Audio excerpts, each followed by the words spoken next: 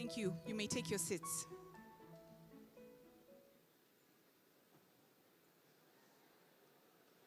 Right Honorable Edouard Ngirente, Prime Minister of the Republic of Rwanda, Your Excellency Wamkele Mene, Secretary General of the Africa Free Trade Area Agreement Secretariat, Honorable Rosemary Mbabazi, Minister of Youth and Culture of the Republic of Rwanda and Chair of the YouthConnekt Africa, Honorable Ministers here present, Ms. Uli Keita, Executive Director of the YouthConnekt Africa Hub, Mr. Michel Kandoti, UNDP Chief of Staff, esteemed delegations from across Africa and the world, good afternoon.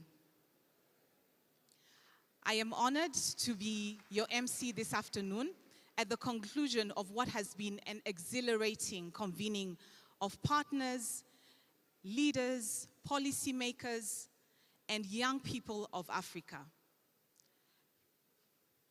Right Honorable Prime Minister, I am pleased to advise that this week, the government of Rwanda, in partnership with the UNDP and the YouthConnekt Africa Hub, and several partners have convened 10,000 young people from across Africa under the theme of a summit called Accelerating Investments in Youth, Resilient Africa. Your Excellency, here present we have delegations representing over 98 countries. And we're very pleased to say that this meeting has been very productive. But to tell you more, I would like to invite young people to speak for themselves.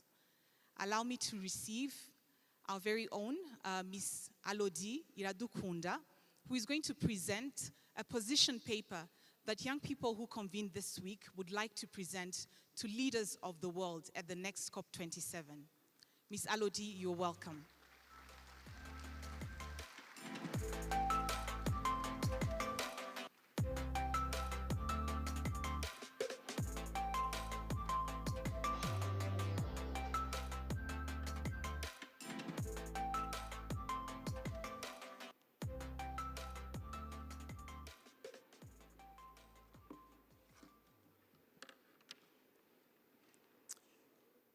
Good afternoon, everyone. Right Honorable Edouard Ngirente, Prime Minister of the Republic of Rwanda, Excellency Wamkele Mene, Secretary General of the AFCFTA, Honorable Ministers and distinguished guests present here today, again, good afternoon. My name is Alodi Iradukunda, and I am honored to present to you the position of the youth in Africa. This is a call to action to global leaders, which was developed in consultations at this summit, and which we hope will be presented at the COP27 meeting. So as the youth of Africa, we recommend the following. Number one, we need to look at climate financing. Now, mobilizing finance for climate change is urgently needed, as it is to a large extent a prerequisite to many of the actions that African countries need to take to address climate change. COP27 should lay out concrete actions for assisting developing countries in getting climate finance required to boost climate actions. Although developed countries had pledged almost $100 billion per year by 2020 for the climate action in developing countries, this has yet to be fulfilled. At COP27, there should be concrete actions to initiate plans and showcase how the funds will transform over the years to ensure its sustainability. Aside the $100 billion that I just mentioned, which is only a fraction of what is needed to deal with climate change, more innovative financing models and new financing instruments are needed. COP27 should clarify the steps needed to address loss and damage, There is an urgent need to secure a dedicated new financing facility that will help developing countries ravaged by climate-induced losses and damages. More policy-making efforts should be channeled towards understanding and laying out an action plan for tackling loss and damage across vulnerable communities alongside mitigation and adaptation. Number two, we're looking at youth-led green entrepreneurship. Africa needs to prioritize and harness the power of the youth-led innovative solutions as a tool for green and climate-resilient economic growth. The role of the young people in climate action should not be underestimated, as they are powerful catalysts in advancing climate actions, especially through this green entrepreneurship. Number three, we need to look at scale-up adaptation. Africa needs to scale up adaptation now. As it stands, climate change threatens the lives and livelihoods of over 100 million people in extreme poverty. With the low levels of adaptive capacity and information relevant to supporting adaptation, as well as high dependence on agroecosystems for livelihoods, Africa will be harshly affected. Investments need to be made in early warning systems and infrastructure that can withstand extreme weather conditions, and we need to develop plans and policies to deal with the effects of climate change. Adaptation, hence, is key and critical to ensuring that Africa can continue to prosper in the face of a changing climate. Number three, we're looking at just energy transition for Africa. COP27 needs to prioritize the just energy transition for Africa and ensuring sustainable energy access for the 600 million people and counting who still lack access to energy in Africa. Number five, we're looking at climate-smart agriculture. Africa needs to accelerate the drive towards climate-smart agriculture, as climate change undermines the continent's ability to feed its population, making it a top priority to address. To address the mounting food insecurity in the face of climate change, agriculture productivity needs to be improved and built resiliently. Number six, we're looking at proper waste management. Africa must take a firmer stance against the problem of plastic pollution and waste management. We need to improve the management of waste, particularly the plastic waste management, as this is a serious threat to our continent, affecting our health. More investments must be made in this area, either by building more public-private partnerships or scale up support to social entrepreneurship efforts that are addressing these issues. Currently, only 34 countries have partially or completely banned single-use plastics. We need more African countries to take this step, but also for strict regulations to ensure that these bans are upheld. Lastly, we're looking at an increase in continental climate change literacy. On average, national climate change literacy rate in Africa stands at 37%, highlighting a severe deficit for Africa that needs to be addressed. This is far behind the climate change literacy rates across Europe and North America, which is generally at around 80%. Africa needs to prioritize continental climate change literacy. Without it, hundreds of millions of people across Africa lack the climate change risk knowledge for proper adaptation to this issue. Right Honorable Prime Minister, I thank you for accepting this submission and look forward to the support of the Youth Africa initiatives and partners to deliver our request to the leaders at the COP27. Thank you very much.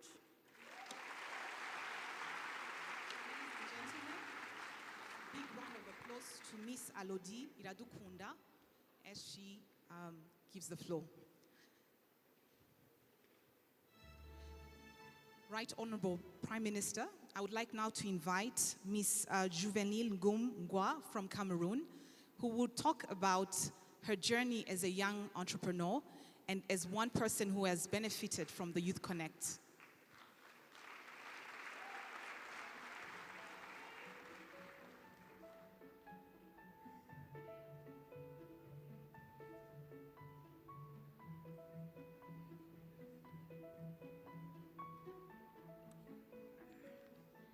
Your Excellency, the Prime Minister of Rwanda, dear honorable representatives, good afternoon, everyone. Bon après-midi. I hope my French is not bad. Thank you. So I'm honored to be here to talk about my personal experience with the YouthConnekt Africa Summit. I know every one of us here has gotten relevant connection that is going to help us when we return back to our home countries and in our respective domains. My name is Juveline Ngomgwa. I am from Cameroon. I am an entrepreneur, and I'm also the winner of the YouthConnekt Africa Awards in 2019 here in Kigali.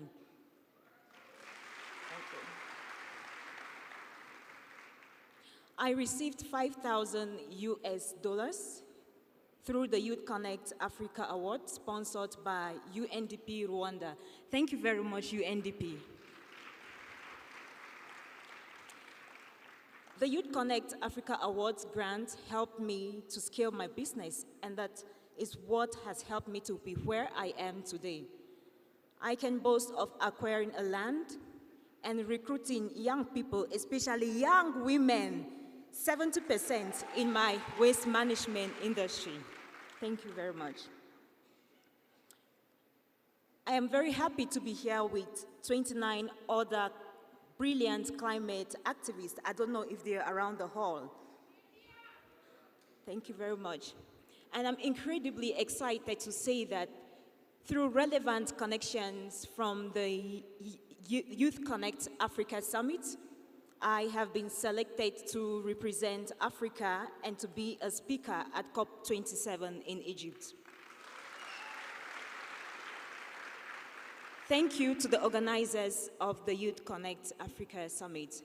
And my advice or recommendation for the YouthConnekt Africa Summit organizers is that we are talking now about climate change, and if there could be a provision in future for eco-friendly transportation means to and from the summit, as I hear of young African entrepreneurs who are coming up with solar-powered vehicles, solar-powered bicycles, if this could be provided for us in future summits.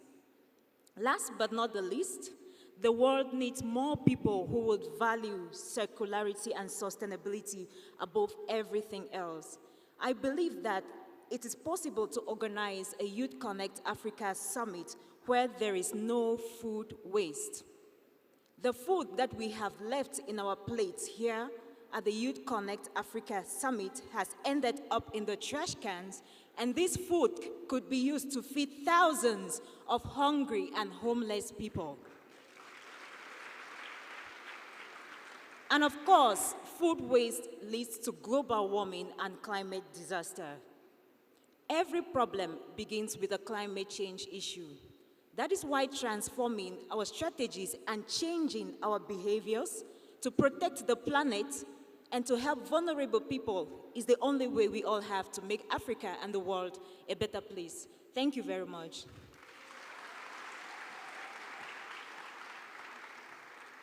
Round of applause for Ms. Juvenile Ngomgwa. Thank you very much for your intervention, and your recommendations are well noted. Another round of applause for her. Right Honorable Prime Minister, because we want you to continue to hear from young people, we have one more intervention from a young person who's going to tell us about his experience at this summit. Please allow me to invite Mr. Toki Rasolafomi from Madagascar.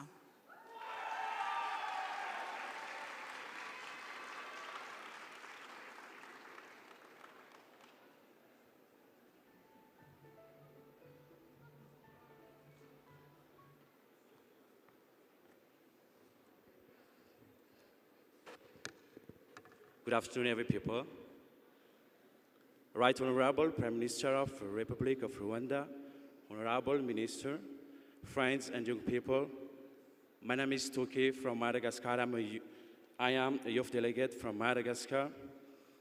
And let me say something first when I say that, because that is on my heart, and let me say this. The shimnge change, kubandi hanu Rwanda, kandi ni shemme, murakonzi mwezi, kandi dabakunda change. It's right, like, okay, so it has 6 times that I was about to go abroad, but each time I always faced a problem, visa issue, like of papers, and the last time during COVID-19, a friend of mine said, when people want to go abroad, their problems could be housing, visa, or something else, but you can, but for your case, it's really all the frontiers of the world were closed for you. A few days ago, I thought the first time of my life went inside the international airport of Madagascar and left for Rwanda to represent my lovely country, Madagascar. I'm glad I participate to the YouthConnekt 2022 summit. Connective over exchange knowledge, experience, techniques, something that I ever know before, and contributes to the developments. I met wonderful people who connect. Are you here, my wonderful people who I am connect? You are here. The youth, you are here or not? Okay, you are here. And immersed myself in lovely culture, dance, and coupled with its admirable music, I just had wonderful connections with many other youth from Africa. So those African friends, I discovered, and I'm totally convinced that Africa can make it. The youth of Africa has the potential, the energy, the skills, the talent, and the motivation. So guys, let's build that resilient youth to make a resilient Africa. How you hear me? African youth, you are not a burden. You are not a problem. We are not there to solve problems because we are solutions, and we are ready to do that. Okay. I think that you don't trust me. Yeah, you can do that or not. Oh, you don't trust me, so. To end with, I would like to reiterate my acknowledgements to His Excellency, the President of Republic of Rwanda, for these wonderful initiatives. Thank you to all the Excellencies, President of Republic of Africa, who allow your youth to shine. Thank you to Honorable Minister of Youth and Culture and the Republic of Rwanda and all the other Honorable Minister. Je voudrais saisir cette opportunité aussi pour exprimer ma profonde gratitude à son Excellence, Monsieur le Président de la République de Madagascar, Andrzej, et au ministère de la Jeunesse et du Sport, Tinoka Roberto, pour leur soutien infaillible pour la jeunesse malagasy. Big thank you to all the partners supporting the youth to make it, UNDP, UNFPA, CRS, and many others. Thank you of all organizers, since or not. Thank you to those who have worked so hard, although they are not seen. The result of their work is wonderful. So big thank you to you organizers. And last but not least, thank you, young friends. Thank you, Africa. Let's keep and continue connecting to make our Africa shining, where the new generations, to bring one love, one peace, one nation, and one Africa. And let me say this in Malagasy. Msora Tupko!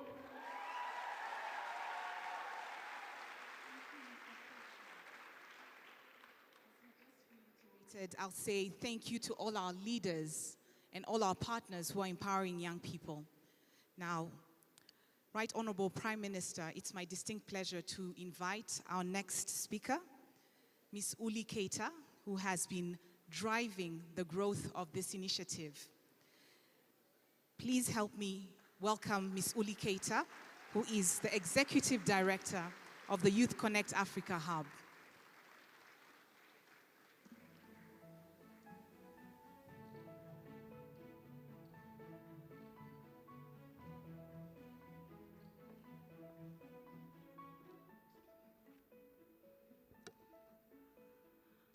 Right Honorable Prime Minister of the Republic of Rwanda, Edward Ngirente, Your Excellency Wankale Mene, the Secretary General of the Africa Continental Free Trade Area, Honorable Minister of Youth and Culture of Rwanda and the Chair of YouthConnekt Africa Steering Committee, Honorable Ministers of Youth across the continent, representatives of youth councils, Mr. Michel Chandoti, UNDP Chief of Staff, Ms. Lydia Zimogo, Regional Director of UNFPA, Mr. Tapera Muzira, and Madam Aissa Toure from AFDB, representatives from UN agencies, RC of One UN Family Rwanda, UNDP resident representatives from across the country, across the continent, UNDP resident representative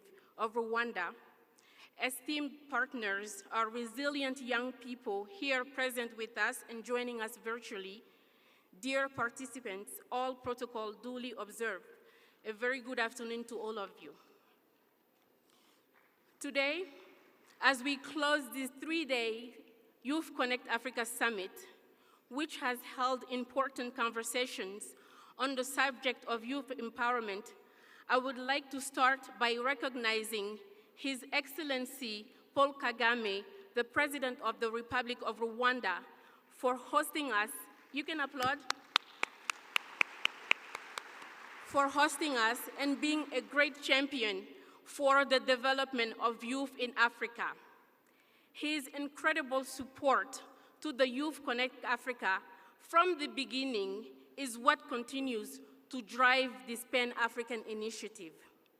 I would also like to recognize and appreciate His Excellency Rigathi Gachagua, the Deputy President of the Republic of Kenya, His Excellency Macky Sall, the President of the Republic of Senegal, His Excellency Haj Gengob, the President of the Republic of Namibia, for their contributions in our opening ceremony. Your Excellencies, your support to the YouthConnekt Africa has greatly elevated this continental initiative. We are grateful for your commitment to the empowerment of young people and for scaling Africans to adhere to the values that are driving this continental platform, which are, 1, putting the youth in the driver's seat, nothing for us without us. 2, supporting country chapters to contextualize YouthConnekt. 3, innovation in program and policy design with the use of information technology. 4, implementation in a very efficient, effective, and sustainable manner. And then 5, data-driven, use of data to inform decision, drives actions, and advance advocacy agenda of YouthConnekt. Right Honorable Prime Minister of Rwanda, over the last 3 days, young people have engaged with their leaders, policymakers, private sector, and development actors, as well as experts. Some of the engagements that we discussed include training bootcamp for young entrepreneurs all over the continent on how to make use of the AFCFTA framework. In this, we have celebrated the innovation and creativity of youth entrepreneurs from all across Africa through a Made in Africa marketplace, which further confirms that young people in Africa are ready to trade and take advantage of the AFCFTA framework. Young people have asked for more investment in youth entrepreneurship, enabling startups to become resilient and to become made in Africa enterprises through agile and friendly policies, capacity building, and investments. We are grateful to our partner, the African Development Bank, for announcing yesterday of the rollout of their youth entrepreneurship investment banks, which will help address some of these issues. Additionally, young people have engaged with their leaders in shaping the narrative on Africa's development to ensure that Africa is portrayed for what it truly is, which is a continent rich of talent, natural resources, and resilience. Africa is indeed the future. We have had important discussions on the matter of health. Indeed, youth being a majority, the focus of our public health should be tailored to support their specific needs for mental and sexual reproductive health. Her Excellency, the First Lady of Rwanda, put it very well yesterday when she said, "Youth, may you be granted by all of our present efforts the drive, the determination, and wellness to thrive and build this world we desire for you and the generations beyond you." Youth have engaged policymakers, experts, and young people in agriculture and food systems, as agriculture is the oxygen of Africa, as stated by the Honorable Minister of Agriculture yesterday. We have also emphasized the importance of conveying efforts to elevate the cultural and creative industries as well as the sports economy, given the immense potential of creation of decent and high-level value jobs for that in that industry. Finally, we have spotlighted the digital economy as an important emerging sector which promises to create jobs.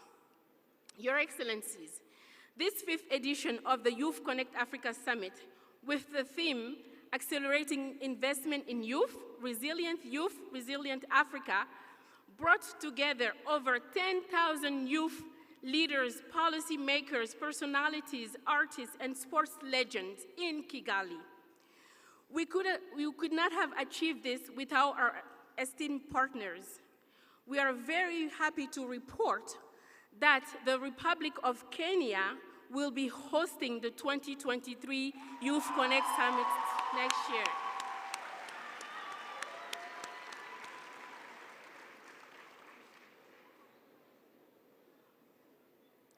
Your Excellencies, allow me to recognize the efforts of the government of Rwanda, the African Union, the United Development Program, COICA, Imbuto Foundation, MasterCard Foundation, African Development Bank, Africa Free Trade Agreement Secretariat, Food and Agriculture Organization, UN Women, UNFPA, UNICEF, Generation Unlimited, The One Campaign, Catholic Relief Services, SOS Rwanda, Digital Africa, Smart Africa, Dorberg Advisor, 250 startups, Digital Opportunity Trust, and many others for your great support in making this summit a successful event. Yes, we can clap for our partners. And to our wonderful and resilient young people, thank you so much for showing up and actively participating in this unique opportunity. Let me leave you with a quote from His Excellency Paul Kagame, the President of Rwanda, when he said day before yesterday in the opening ceremony. Being happy is the energy that actually bridges a gap between problems and solutions. Yes, so despite all obstacles, frustrations, challenges, youth, always be happy. Always take this advice of His Excellency and smile to the future. You are the present, you are the future, and yes, we can do it. This is a continent of dignity, of respect, of humility, and discipline, as he said it yesterday. I thank you so much.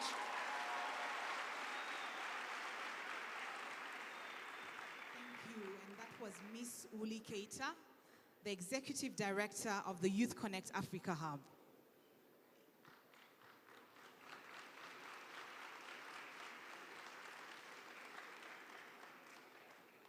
Right Honorable Prime Minister, the YouthConnekt would not exist if it were not a partnership, a collaboration between government and development actors.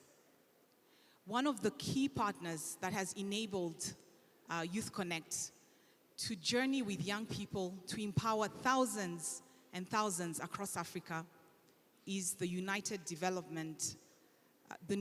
Nations Development Program. And for this, please allow me to invite Mr. Michel Kandoti, who is the Chief of Staff of the UNDP, for his remarks.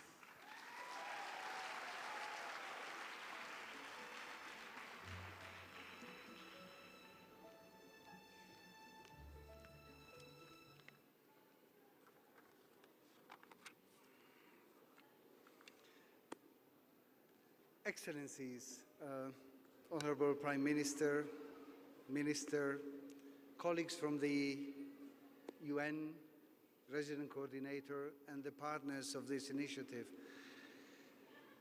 This is my comeback to Rwanda from '96, and I'm very, very humbled by this experience. During this visit, 2-3 days visit, I have engaged with startups, climate activists, with you during yesterday's conversations. What I received from today is some lessons that I will bring home, wherever is home for me, with a deep heart and deep thank you in mind. So the first lesson is that a generation ago, 25 years ago, this could not have happened. Could not have happened because both governments, leaders, partners were in a completely different mindset in terms of listening to the youth, in terms of engaging with his own citizens, in terms of participating, allowing them to participate in decision-making. This initiative symbolizes a revolution, a mental revolution, a revolution in approach that can only be producing lasting results for the future. And we have seen the young people, how the young people have framed their contribution to the upcoming Conference of the Parties on the Climate Convention in Egypt. I'm saying this because if 25 years ago, a generation ago, this couldn't have happened, the government of Rwanda and all of you have allowed this happening to be a remarkable experience and something to be repeated. I'm very glad that it will be repeated next year in the neighbor of Kenya. But there are some lessons to be learned.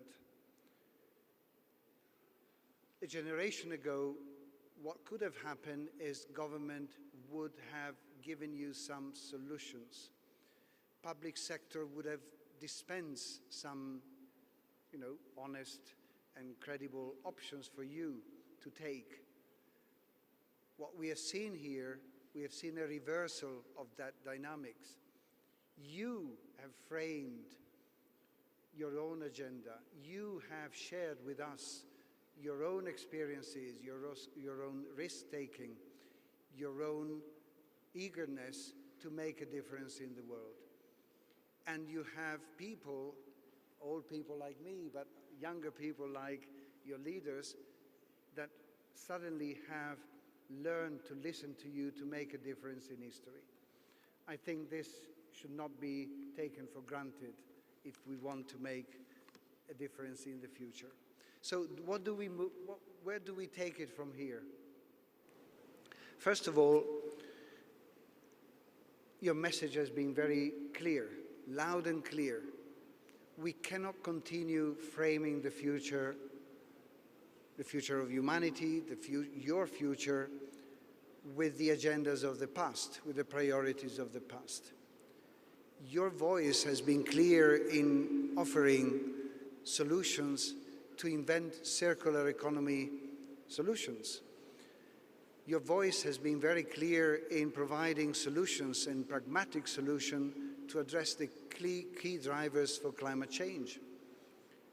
Your offers have been extremely precise in articulating the way the digital economy can contribute to accelerate in making a difference in the way we will be able to work in the future. Again, all this couldn't have happened if the government of Rwanda, particularly the Honorable Minister of Youth and Culture, Rosemary Mbabazi, wouldn't have being such an avid champion, advocate for what you've done. They have been a fantastic partner for UNDP as well, that have produced what has happened in these few days here. Very exciting. As His Excellency President Paul Kagame reminded us at the opening, together we can go far, further and faster. And as I conclude, I would like to thank you, youth present here, but all our partners, the UN agencies that have contributed to this fantastic event, and also our partners such as the European Union, the Republic of Korea, the African Development Bank.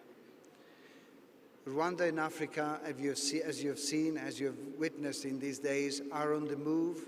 They are the future, and you are the future in Africa and for the world. Thank you.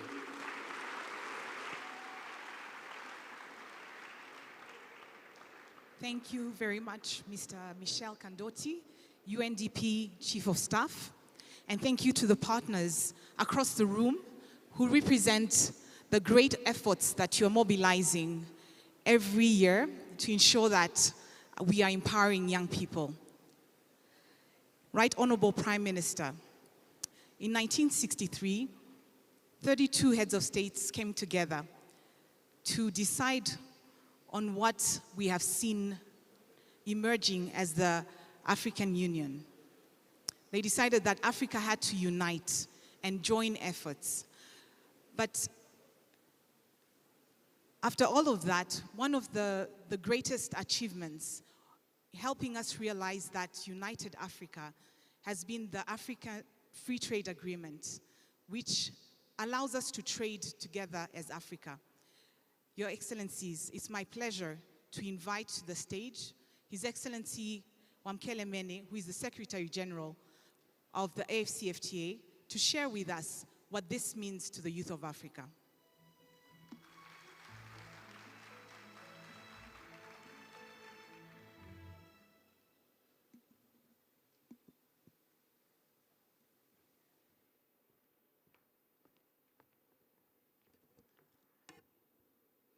Your Excellency, Right Honorable Prime Minister Jirente,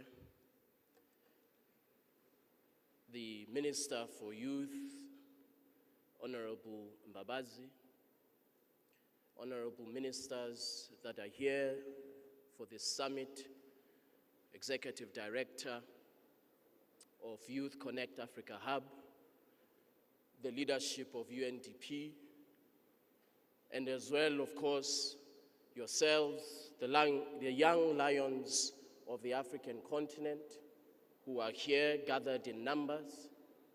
It is a pleasure for me to have this opportunity to express this message of support for this initiative.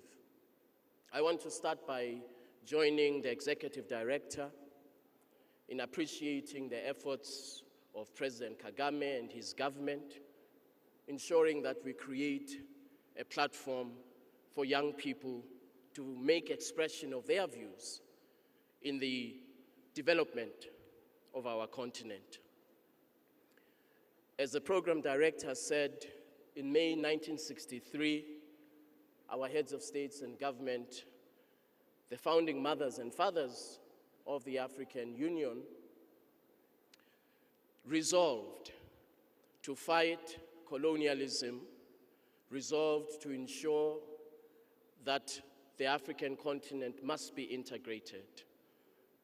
Political integration, economic integration. And of course, arguably, that vision was fulfilled as we pushed back colonialism.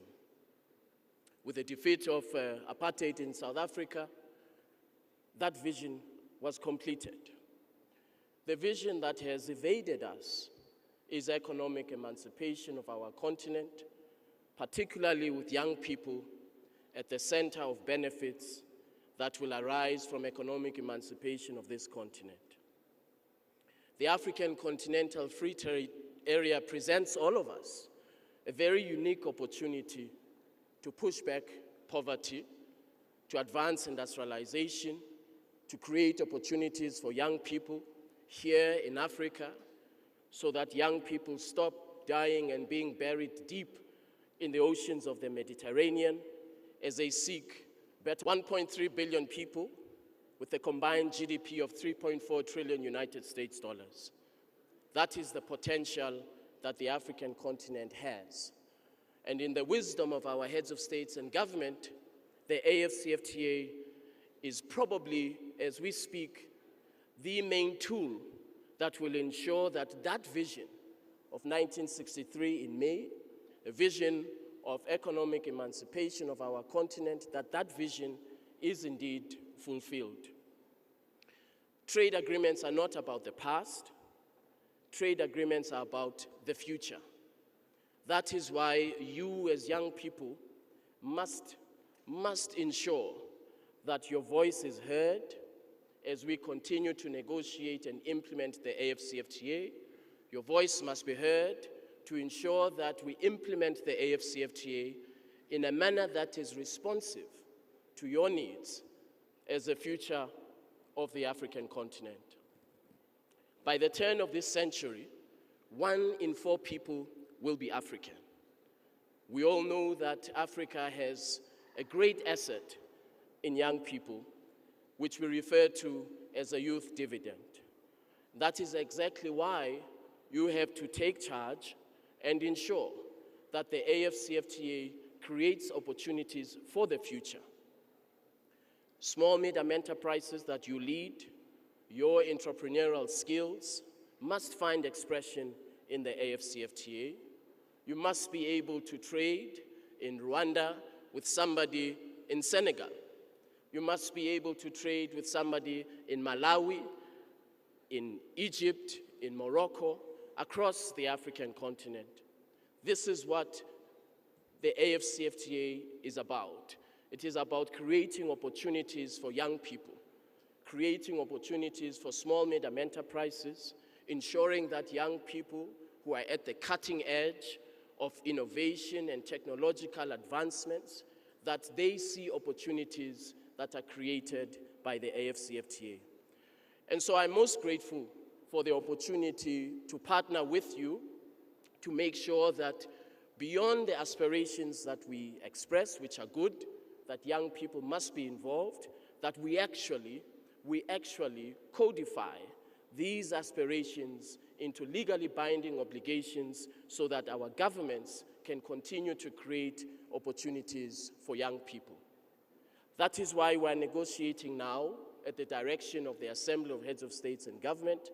That is why we're negotiating the protocol on women and youth in trade, one of the pillars of the AFCFTA, to make sure that legally binding commitments are made and that we have sustainable long-term solutions for young people as they trade across the African continent, as they innovate across the African continent.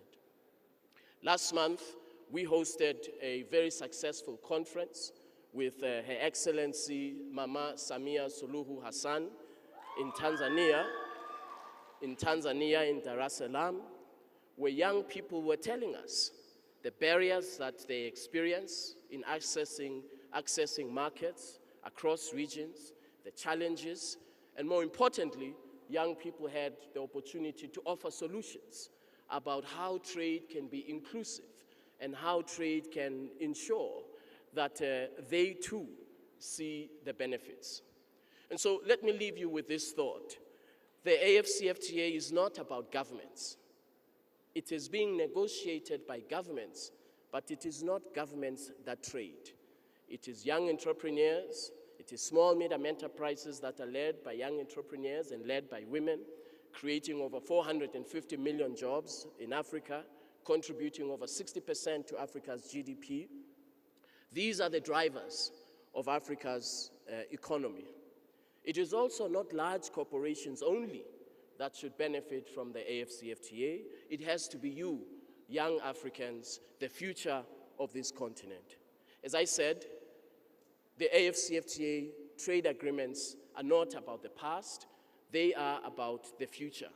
And we have a very unique opportunity as Africans to make sure that for the very first time in economic history, we see a trade agreement that reflects the interests of drivers of economic activity in a country or in a region or in a continent.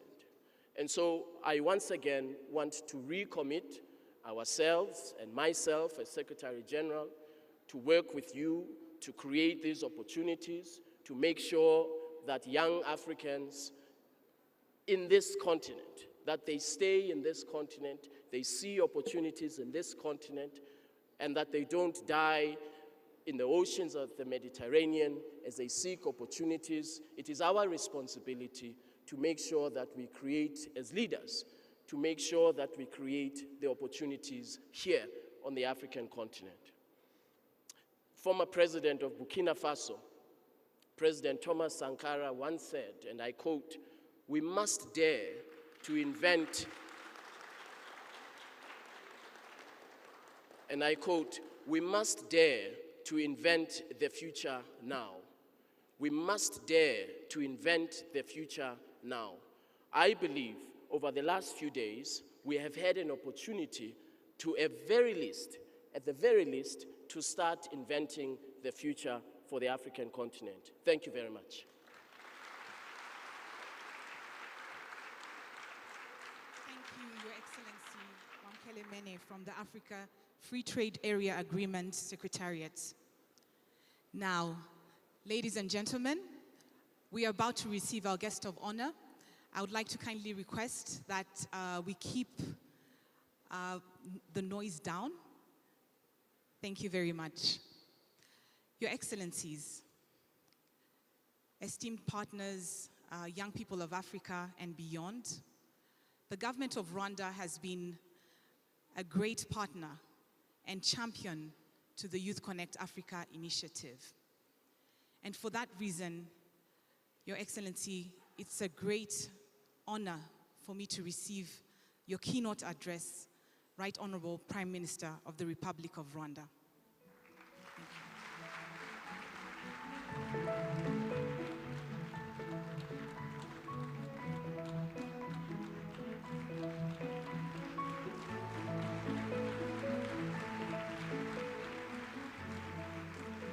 Thank you. Thank you.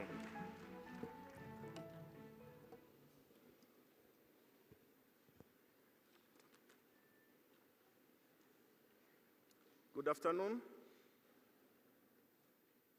Our distinguished guests, youth delegates. It is my great pleasure to be part of this important event that brings together young people from across Africa. I wish to thank the United Nations Development Programme, the YouthConnekt Africa Hub, and other partners for organizing this summit together with the government of Rwanda. I would like also to thank all the young people who traveled from all over the world to gather here in Kigali, together with your Rwandan peers. As we come to the end of this summit, I'm confident that in addition to the wonderful atmosphere of solidarity that we have witnessed, you have gained much and contributed much to the goals of YouthConnekt. We know that the most important resource in Africa is our youth, and in particular, skilled African youth. The African Union Agenda 2063, among others, targets to reduce youth and women unemployment rates by at least 25%. This is why we're working to design and implement policies to increase prospects for young people, particularly through quality education, innovation, and entrepreneurship. Investing in young people is the right thing to do.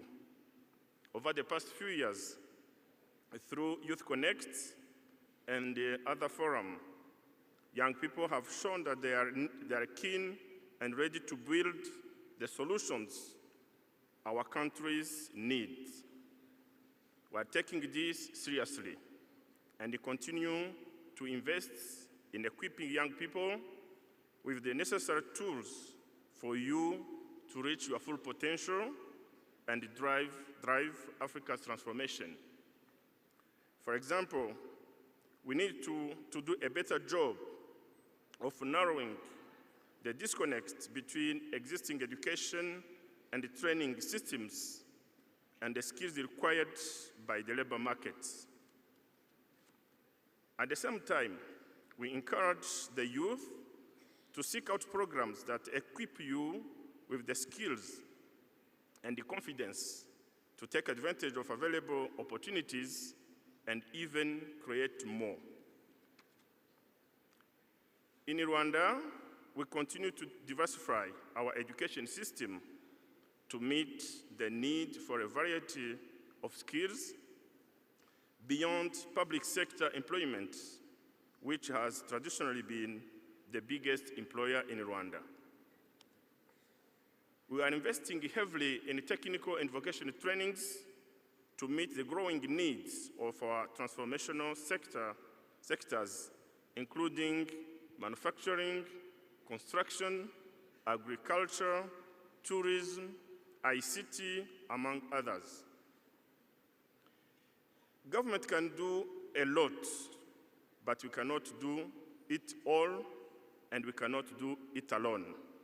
This is why we are pleased to be working with our development partners.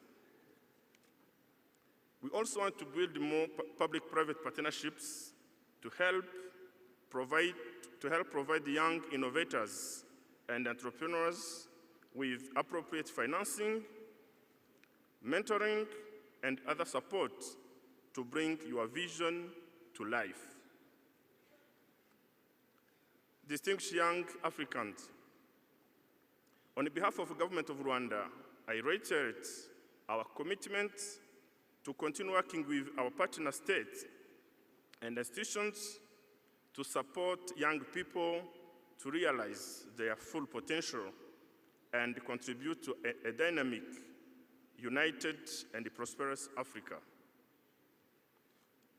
As I conclude, I would like to once again thank you for your participation and wish our guests safe travels back home.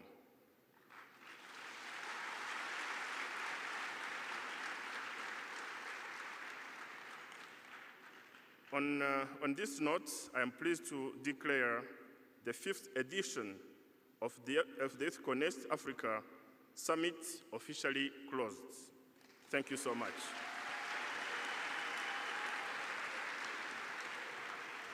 A big round of applause to the Right Honorable Prime Minister of the Republic of Rwanda.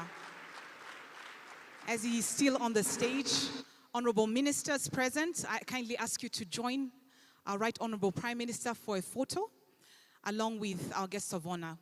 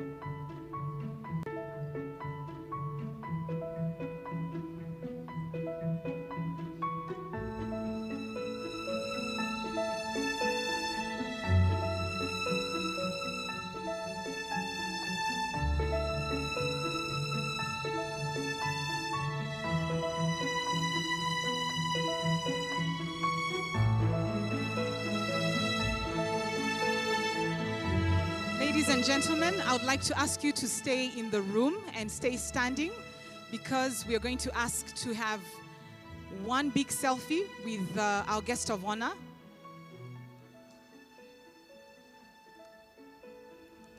Kindly requesting that he is escorted.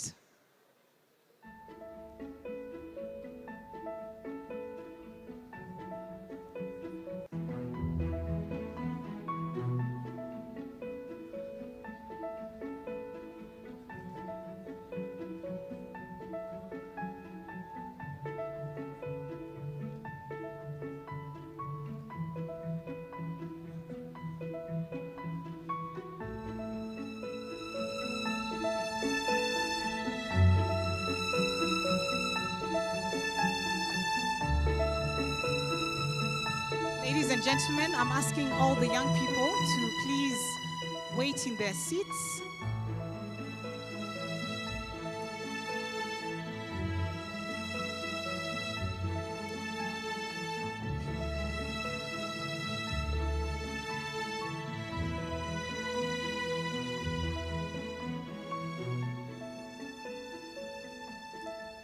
And together we'll take one picture as an auditorium with the Right Honorable Prime Minister.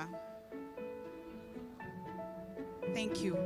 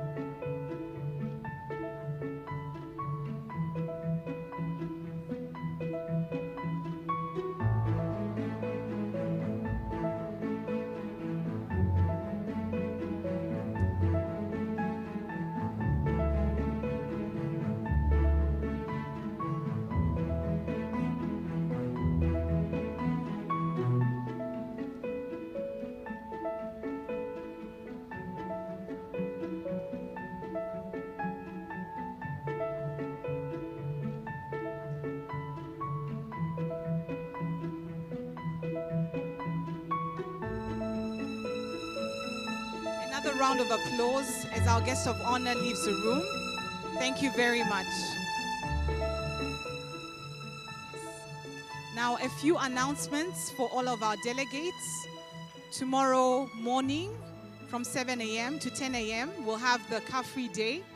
For those of you who will still be in Kigali, we will be welcome to join us.